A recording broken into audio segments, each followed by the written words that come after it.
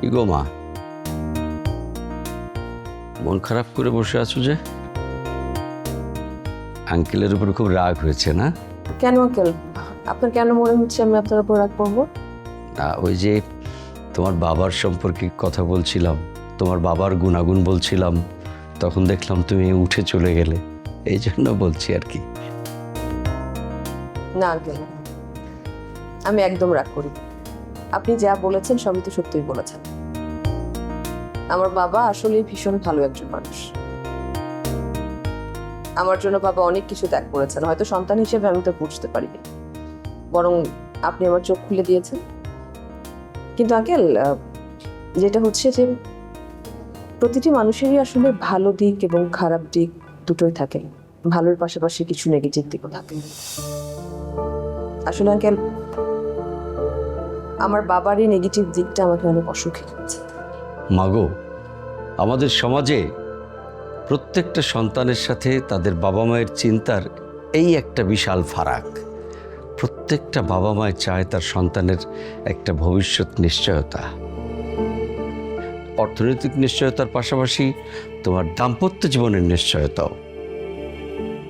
এখন এই চাওয়াটা যদি বাবা মার অপরাধ হয়ে থাকে, তাহলে তো আমাদের সমাজের প্রত্যেকটা বাবা মাই অপরাধী গো মা। আপা, আপনার জন্য কিছু ফল আর একটা 3 পিস কিনে আনছি। আমার জন্য কেন এই ফল আর 3 পিস কিনে আনতে গেছো তুমি? আপা, সারাদিন কাজ কাম করছিলাম তো ভুলেই গেছিলাম আপনার দিতে বোঝে। আপা গো, আপনার শরীরও ভালো না, মনটাও ভালো না। এই সময় আপনার যত্ন অতি দরকার আছে, অনেক কিছু খাইতে হইব। আমার তো সেরকম স্বাদ নাই, যতটুকু পারছি নিয়ে এসে আপা, আপনি খাইবেন ঠিক মতো।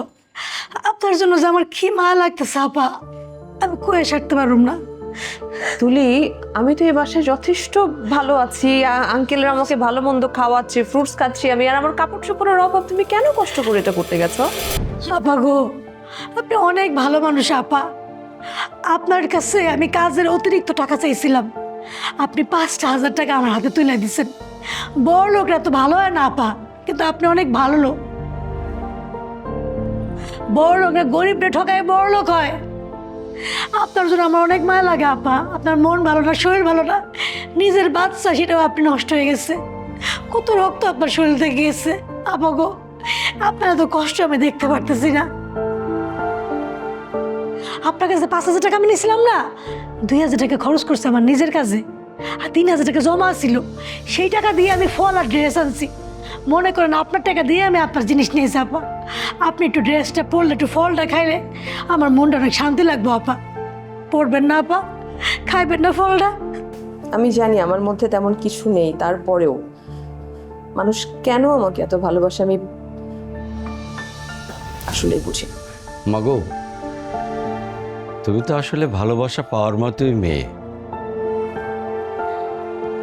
আমি চাকরির সুবাদে হাই সোসাইটির মানুষদের সঙ্গে মিশেছি এবং দেখেছি যে হাই সোসাইটির মানুষদের ছেলেমেয়েরা খুব অহংকারী হয়, কিন্তু তোমার মধ্যে আমি সেই অহংকারটা দেখিনি।